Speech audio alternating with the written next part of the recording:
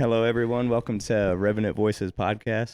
I'm one of your co-hosts, Joshua Yoakum, and tonight we have a guest, Dayton Loomis. He's a younger brother to me. Have the opportunity of mentoring him, and he's ready to tell his story, and want to get him connected with some people that are going to be conducive to his path to success, and also share some just real life stuff that some of you will hear, and um, just know that you're not alone and that life does be life. And but you know, we got this. We're gonna figure it out, and we all have a story to tell, and you're not alone. So, Dayton, go ahead and tell us who you are. Well, my name is Dayton Loomis. I'm 20 years old from Kansas City. My parents, my biological parents, my dad was in prison when I was born. My mama was like kind of down bad. She had a drug problem and she ended up having me. Stuff was cool for a little bit. My pops ended up getting out of prison and they linked back up and they oil and vinegar don't get along. By the time I was 7 months old, they both ended up going to prison and I ended up going to state custody practically. And you know, uh, by blessing, I had good grandparents. My dad's mom and dad, my grandma and grandpa, but they adopted me when I was 7 months old, raised me up as long as they could, just according to age, So my grandparents was mid 50s type around when they adopted me, and you just put the like numbers together. I was 7 months old. You're already like 56. By the Yeah, time I'm 18, I'm ready to get up out the nest. The numbers wasn't aligning. yeah, they had already lived their life. Yeah, yeah. Yep. I mean, and my grandparents, like, flat out, they did they shit. Like, raised me like they did good. Every bad ever came around me was off my own accord. I knew better. Right. Like, they gave me good opportunity for sure. Like growing up, I wasn't in the best neighborhood. Like right off Central Avenue, St. Margaret Projects, around 8th and Vermont. They did a good job though of like making me view my environment in a different way.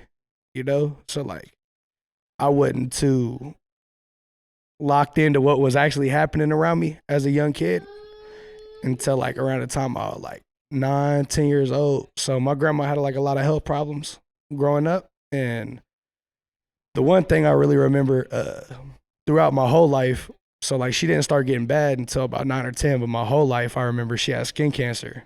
And to prevent it from getting like deep in to where they got to do like some real big surgeries, they would burn her like weekly. So they would just burn the cancer cells off her skin. I would go with her, like me and my grandpa would ride in the minivan with her all the way out to Providence Hospital once a week. And I'd go into the hospital with my mama, little kid, and just watch them burn her. And I'm straight up. My grandma's soldier, never, like tucked her chin or cried about it or blamed it on nobody. If you literally didn't see the burns all over her skin, homie, you would have never knew she went through that once a week. Gangster to me, yeah, Yeah. Old school, old fashioned, huh? Man, Yeah. boy.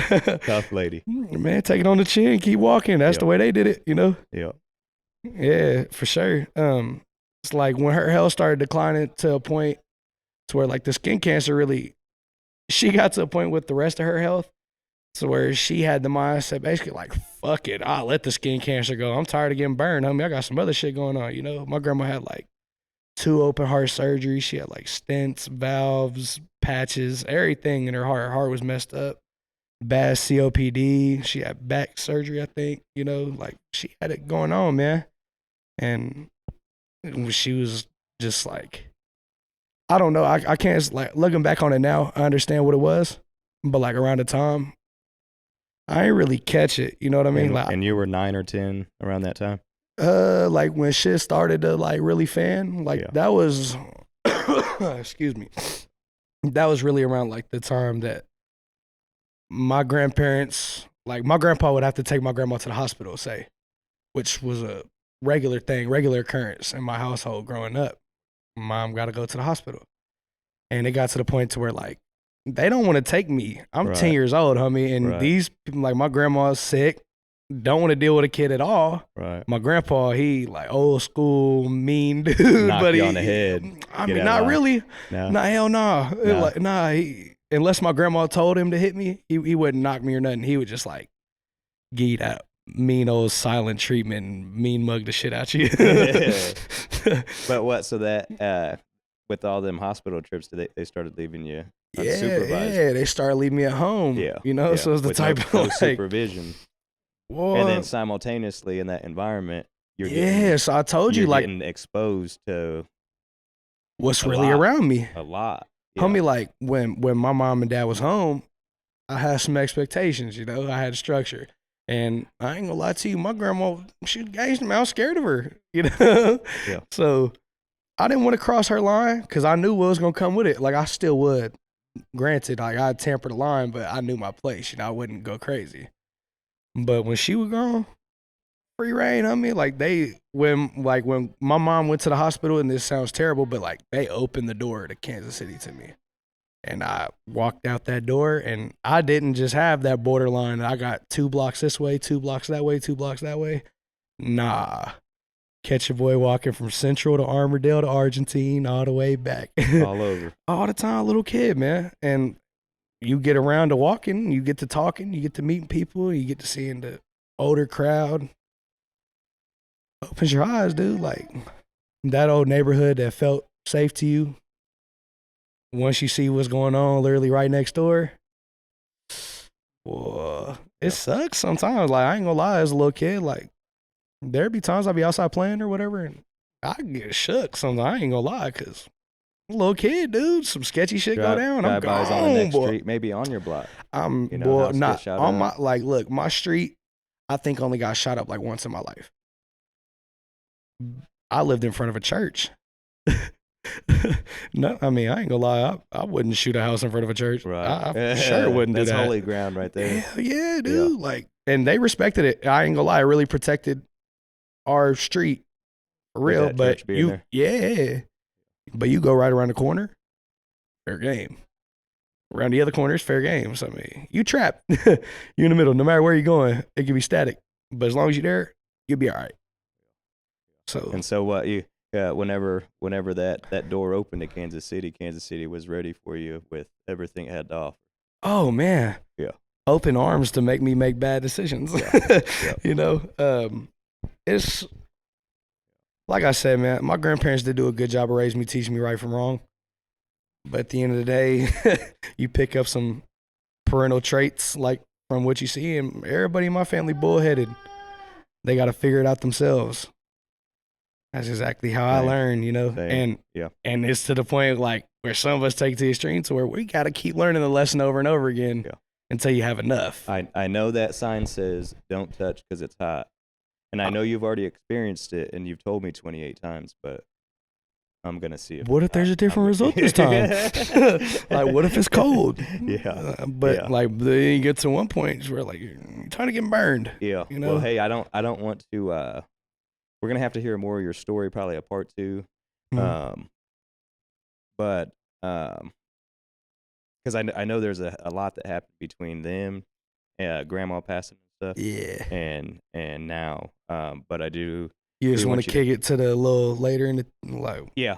Touch on Alright. maybe your mom passing, grandma, Yeah. and then mom. 'Cause those were Okay. huge parts of your life that changed the trajectory of it, and then also get to the point where you got locked up. Why? And Yeah. Well, I mean, you're 100% right with that. Biggest like curveball in my life for sure. My grandma passing. Yeah, her health decline. I really wasn't like too aware to it, just because honestly, I was just a kid, bro. I had everything going on around me that I just didn't look in front of me. I didn't want to look in front of me, but she passed, you know, and now I literally don't have that one day of her back from the hospital to where I got that structure. Now it's 100%. I'm doing my thing, you know. So, and my grandpa, man, him and her, they was one, you know, like they got married super young, but my grandma like took care of business for the house, and he didn't know how to do a whole lot of stuff, his Pretty mental health codependent on him. extremely codependent, not like just on how to do adulting things, you know, because he never had to pay his bills. He'd give her the money and she would pay the bill. You know, he didn't know how to do it. And then with her gone, he just lost his wife of 52 years, mental health declined, all that. I start acting an ass once I get around to high school, you know, and man, I'm bouncing. We move off 8th in Vermont. We move over to Turner, right off South 30th in Maple Hill. And I stayed there for about a year when I met a lot of the people how I eventually got into contact with you, my brother. Shout out Trip, I love you. And man, like once I got over there, I really did start kicking it once I got over there. And it got to the point where my family was like, hey, I ain't gonna lie, you're worse over here than you was over on like Armourdale. I mean, you gotta go somewhere else. Yeah. So they send me out to Baser. I get in trouble out there. I end up leaving that place. I end up catching some problems in the streets, and I ended up going to prison. Well, I ended up getting arrested when I was 15. So my sophomore year, I ended up getting arrested on a first-degree murder. It was like 20-something charges on my amended complaint. And when that shit hit me, it's like, man, you just hear the seriousness of it, you know? Like, yeah. In all reality, once you make a decision like that, you're not viewed as a child no more. Yeah. At all. It's a pretty adult decision to make. It's a life. Yeah. 100%. Yeah. And also, like, you're not a kid no more. You're an inmate. A number. Yeah. 100%, bro. And I got blessed for real. You know, I didn't really get whacked over the head as most people in my situation do. Right. For real. You could have got adjudicated. I 100% should have got it adjudicated. Yeah. I don't know how I didn't get adjudicated, but I stayed in juvenile court. They can't do nothing but give me the max. From 15, they sentenced me till I was 22 and a half. Good time granted, like good time credits. I got out September of last year. I went strong being out for a while, you know. Well, here let me back you up real quick. Oh, you want to go through a little bit while I was in there? Well, just I want to touch on some things because you know, people might hear this and they've never been affected by a decision like that, you know. Right. And so I don't want anyone to think that you're hard-hearted or calloused or have no I don't take it lightly. Yeah. It's just in all reality, that's just something that you can't really face to a certain degree. I mean, like you see it and you hear all about it.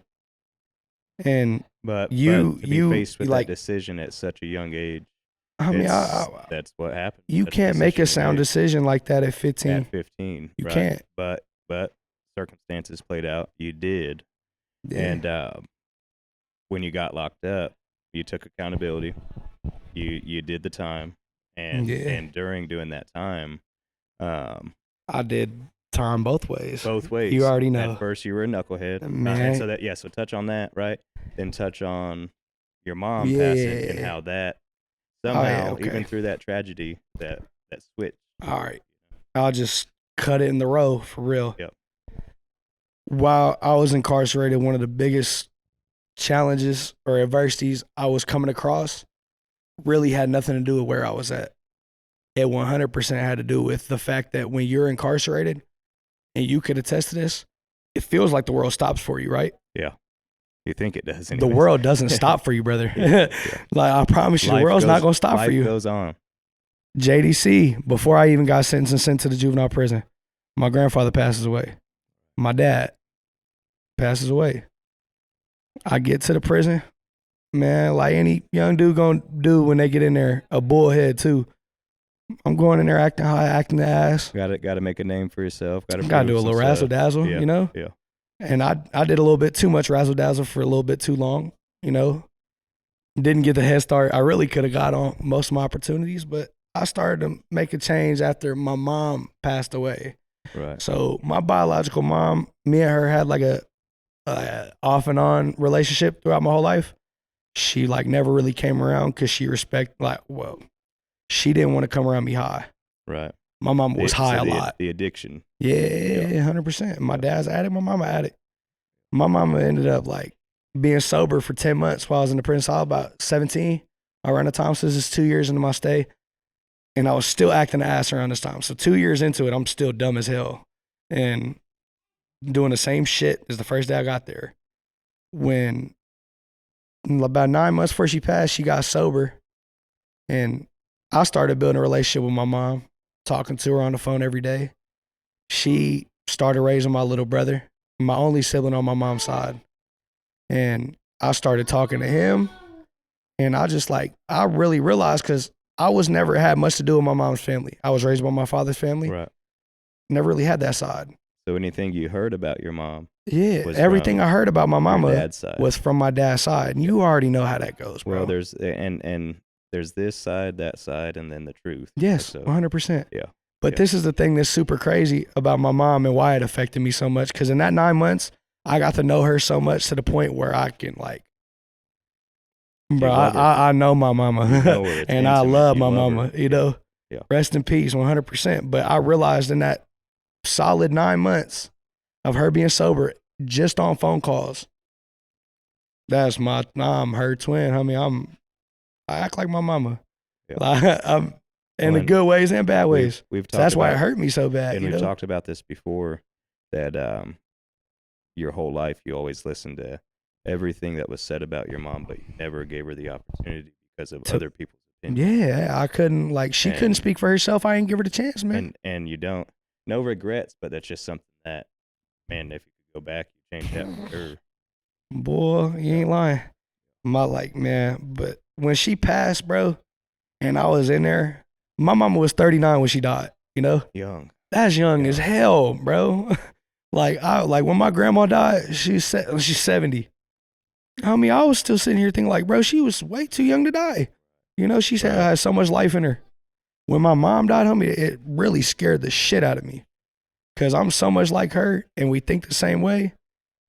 Tomorrow's not promised. Homie, hey, man. like you had a man.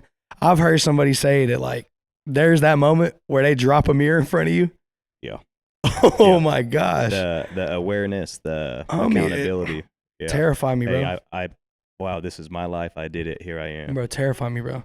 And so it's wild how your grandma passes, and it was some trauma that kind of drove you off the deep end.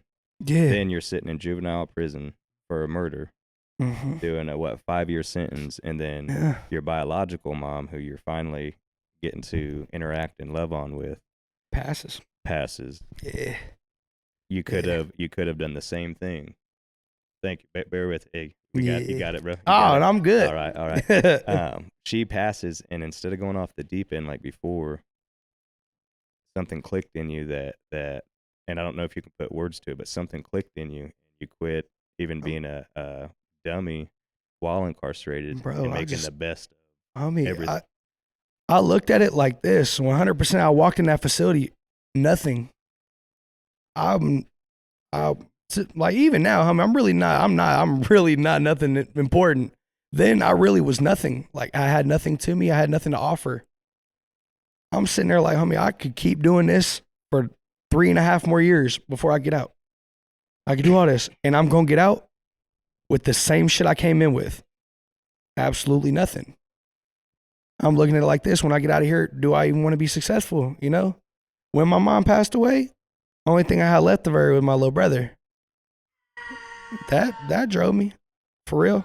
Yeah. Just try to like, it gave me pep in there, you know, because his daddy passed away too, so both of his parents passed. You're all he's got. Well, and Aunt Casey, shout out Aunt Casey. Shout out Aunt Casey, man. You're all he's got. We all, man. And so that flip it, or that switch, it flips. Yeah. And then you got about 2.5 years left to do of that 5-year sentence. So Yeah. what programs did you take? What certifications did you get? Man, first off, I locked in on that diploma. Graduated high school at 17. Shout out some of your teachers, because they're really in it for the long haul. Those are the people who do teachers from in programs- there. People who do programs and facilities and incarceration, yeah. they're the truth. Oh So man, give like them a couple shout outs. FPI, I did your group in the cat. Pressure, hella good. Like the high school staff, shout out Miss Shannon, hella good. The Yeah. Washburn Tech instructors, Aaron, you my dog. Fred, I love you. Yep. They Yep. was the dogs, man. For real, They from the good, bro. bottom of your Good heart, bro. people, Yeah, brother. because Good people, especially being a dumb knucklehead who don't listen, man, they really bro. But you know the they best thing really about those tech push through it. instructors? They're just as dumb as we are. They just know how to do Hard-headed shit. and- yeah. Yeah, they just know how to do shit. But hey, shout out to all of you. Thank you for pushing through. But what'd you get certified in? I know you got. Yeah, so it all very starts talented at off. welding. Yeah, You're skilled on that. so that was Talk the about it. first actual tech program I took, and there is a year-long course. I got certified as a welding A certification through Washburn Tech. But whilst in that program, I did extra programs within it. So I got certified in stick welding, MIG welding, flux core, both gas guarded, self-shielded, TIG, brazing, soldering. I got blueprint reading, You got blueprint writing. OSHA 30. I got my OSHA 30 and my Are you OSHA 10. forklift certified? Forklift certified, heavy equipment certified. I also certified in carpentry, certified in masonry Okay. and electrical technology. Okay. You feel me? Yeah. Yeah. And so I love you telling that part of your story because there's Dude, I two still ways love to it. do there's two ways to do time. You Yeah. can let time do you, or you can maximize every opportunity that you have. I didn't want to be in that concrete box all day. I took every program I could. Oh man, River teases me sometimes because I just know how to do good behavior, stay in my own lane, skate, just be a good boy, be a good boy. Go by the there's rules. All right, I know how to follow them. bro. And, Yeah. but I'm hitting the level 3 yards and working out and everything. But Uh-huh. I did not want to be in that box. I did Yeah. not want to be stuck in my head. And I had already had that wake up moment in the mirror, like, okay, I did this. It's Right. me, and boom. So now from there forward, I'm out that cell and I'm maximizing Right. all those opportunities, 100%. every single one of them. I got to that point, Yeah. but like, I'm just curious. Did you do your most of your bid that way? Like once you hit prison, like did you do it both ways? Yeah, I did it both ways. Okay, you did it both ways. Yeah. I did it both ways. Yeah. You know. Yeah. I mean, even this is even in real life. This honestly has nothing to do with prison. In life, Yeah. if you're doing wrong, and you can't do the right thing, at the end of the day, It's on you. But it's not just on it's you. It's you to make like it. You just got to put your pride off. You know, like you can't run the world, bro. Yeah. At the end of the day, you're gonna have to listen to somebody. And I'm finally okay with it being 30 years old. I can say this as a man. I need help. Boy, There's a lot of times I need help. man. My pride wouldn't let me do that for a Dude, long time. that first 2.5 years, I mean, I'm not taking no help. Yeah. None of that. Yeah. I don't want to talk to you. Yeah. Having that rest of that time, once I started doing it easy, bro, when you're pouring in effort and these people seeing you're trying to make a change and they're seeing you're doing small things different that mean a lot to them. Everything changes. Dude, Everything changes. the limits people will go to help you if you're putting forth the effort is ridiculous. Yeah. Is ridiculous. Yeah.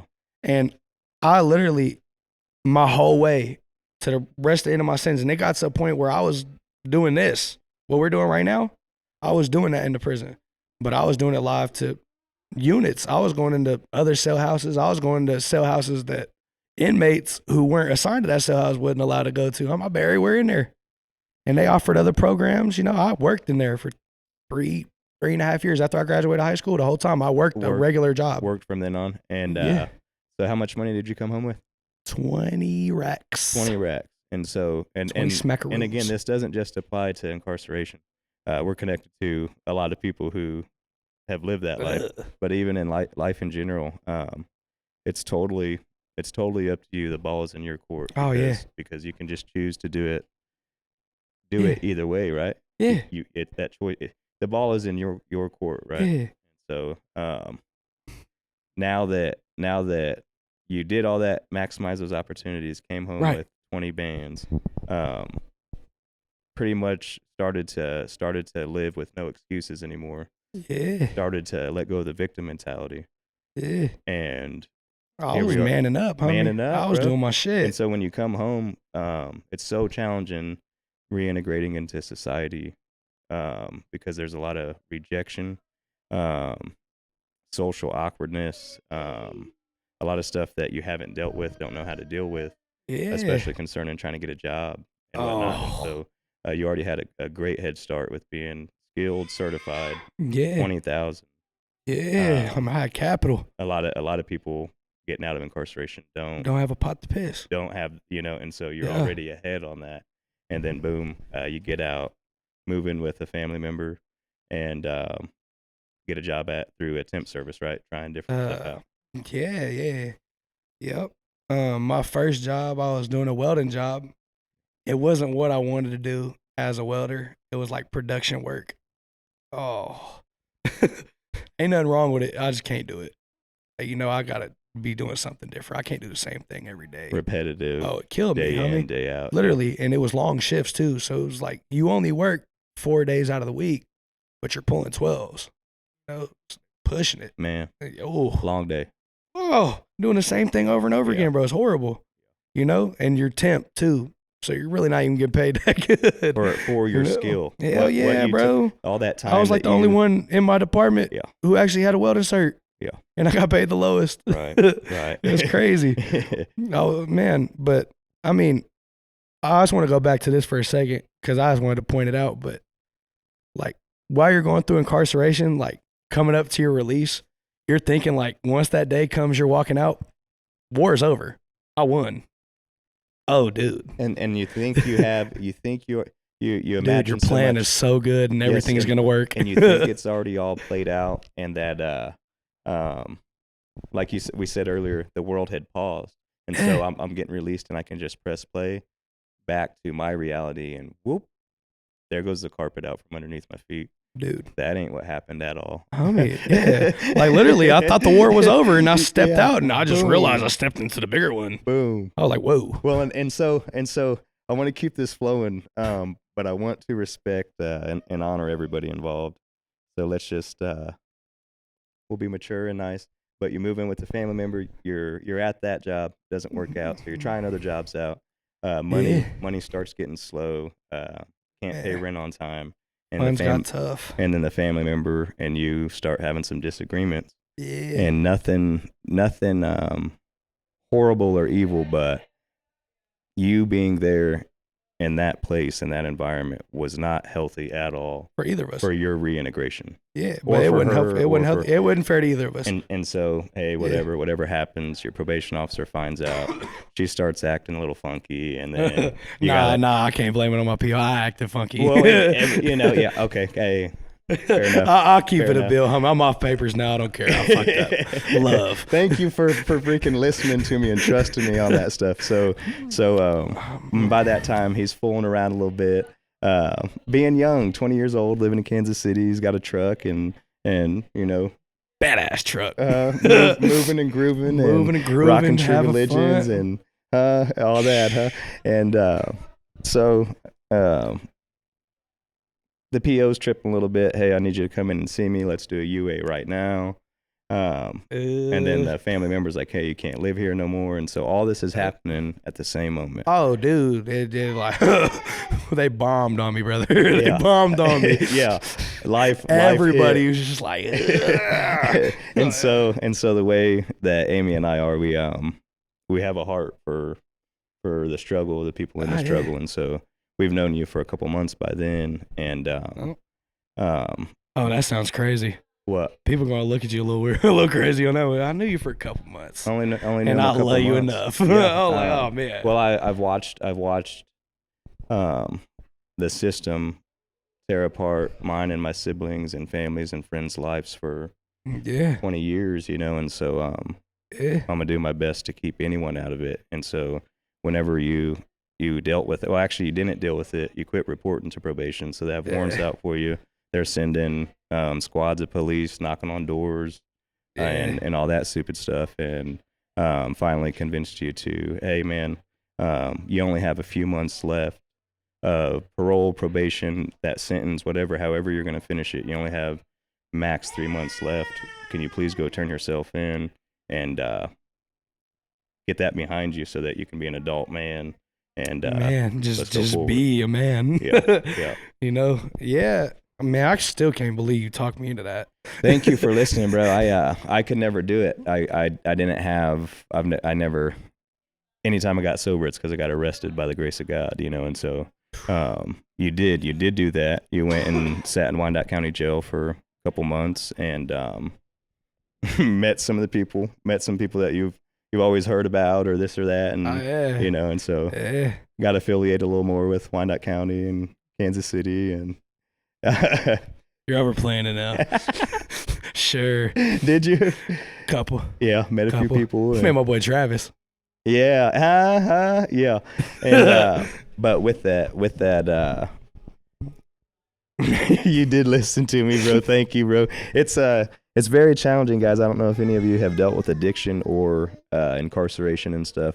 Whenever you have to go turn yourself in, it's not easy, and there's a lot of mental war going on. And finally, that night, though, it was like probably 3 a.m. Finally, got you there. Like, fuck it. But anyways, we're trying to plan some stuff while he's locked up, and then again he gets out, and it didn't line up at all like we thought it would. And nothing worked. Nothing works. Nothing worked. But we don't give up. We just stick to it. You're working some cash jobs, trying to make ends meet, figure some stuff out. I'm trying to get you on this union over the road travel work with me, because that'll be good money that you can save up and start give the me a car, little city break. get a break from you the need city. a little city detox every once in a while. But hey, man, that's just, and thank you for being real and vulnerable, but that's just where we're at. That's how your life has played out so far, and here we are today. And let's talk about what you want to do, because none of that stuff identifies you. Oh yeah. You well, right now, it shaped me. It shaped you. It shaped my character. I'll put it that way. It's made you who you are. Yeah. But none of our past doesn't identify us, and so you get to do that. God's done that. You get to do that. So with the mic in your hand, who are you, and what do you want to do?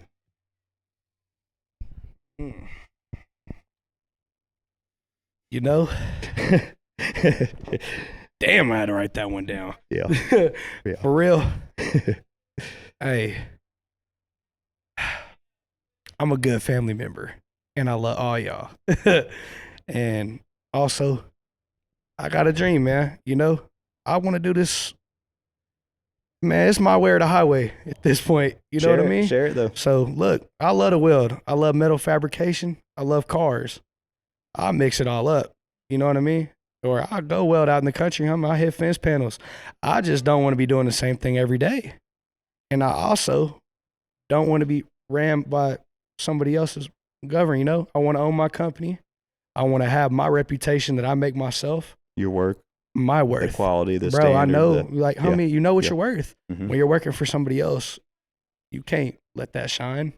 Right. You know, if you're doing $80 work, but they're only charging $20, they're going to think that's $20 work. Straight up. Right. And so what are you thinking, a mobile weld truck? I love a mobile weld truck, but it all starts in one place. Right now, you know, it's just picking up that welder, you know what I mean? And just getting somebody to pull up in a driveway. Let me block this off. I'll get up under here and do whatever I got to do. You know, save up a little bit, start building, get my first truck, doing my thing my own. Open your LLC. Open an LLC, start opening accounts, regular accounts, people who come back for repeat business. You know what I mean? But I also want to keep building it to the point where it's not just me. It's, homie, you're pouring back. That's the only way to do it, in my opinion. What? You could be real successful in this world. I don't mean shit to me unless you pouring back into everything that poured into you. Cool. That's an awesome $500,000 chain you got around your neck. But what are you doing for your community? You got your people living in public housing, and hey, I guarantee you're you, balling, boy. But guarantee you, yeah. I'll buy that public housing. You living there for free now. Yeah. Shit, man, you could be rich, bro. Anyways, pour in. Yeah, you feel me? We give back. And that's what I want to do. So I want to get my peoples on. What? Just other brothers, other people from the hood. Homie. People coming out of incarceration. Anybody. Yeah. You holler at me on something real, and you know what you're doing. Even if you don't know what you're doing, if you keep it a buck, and I like you, at least pretend like you. Yeah, at least fake it till you make it, bro. But if I like you, bro, and you're respectful, I'll work with anybody, bro. I don't care. I don't care who you are. I don't care what you come from. You thought of a name for your welding truck? No, not yet. I haven't. Okay. I don't know. All right. Well, I think I might know what it'd be. Well, we got some stuff to work on, some goals to write down. Yeah. Working on it. So going forward, how can we'll post this later on, and I'll somehow get people a way to connect with you. But Right. is there anything else? What about shout out AYPN? It's one of our sponsors, and Right. they activate your power now. Mm-hmm. And you've got a story to tell. Very powerful. You've came across a lot of roadblocks, and you Right. had the odds stacked against you from the moment you were born. Whenever you have parents in addiction, and you beat statistics. You're alive. You're breathing. You have purpose. You have ambition, um, and so that's another route and collaboration we're going to tap into, the AYPN. But is there anything else that like you want to do, aspire to do? I think public speaking will be um, Oh, you already pretty know. big for you. Yeah. You already know. I love this. Hey, I ain't gonna lie. I've learned some good lessons on some dumb shit. Yeah. If you can get something out of what I'm saying, that's good enough for me. One person, cool, Worth it. cool, Yep. cool. Or no person, I feel better about it. I'm do just you joking. have anything you want to share with the audience, or Hey before we man, sign off and give a shout out? I'll get to the shout outs, but the only thing I gotta say is just love everybody, man. Too much people being in their own little world. Compassion. Show up for anybody you can. Show a little love. It ain't gonna hurt you none. Even if it's just saying, "What's up? What's the deal? You want a cigarette?" Go a mile. Yeah, it does. Hey, Yeah, bro, it goes a really mile. does. Simple act of kindness. Just do one a day to somebody, even if they don't look like they need it. One person a day. Just love. Show some love somehow. And for real, shout out my family. You already know who you are, man. Don't gotta drop the names. And what about Amy? I always give Amy a shout out, huh? Shout out 39th Street Kim K. I love you too. All right, and want to give a shout out to the sponsors. We got Coffee Cup Chuck. He amazing man. He's quite the inspiration, and Yeah. shout out to him. And Jesse Lopez from Candy Skulls, great clothing line. Then again, shout out AYPN, Activate Your Power Now. That's a great collaboration of great people telling their story and giving hope to others. And then Equip Bits. Abigail works there and been a blessing to this podcast, Abigail's life, and so many other small businesses and stuff here across Kansas City and beyond. So shout out to them. Shout out to Ease. Woo. Couldn't do without them. And hallelujah. Hallelujah. Yeah.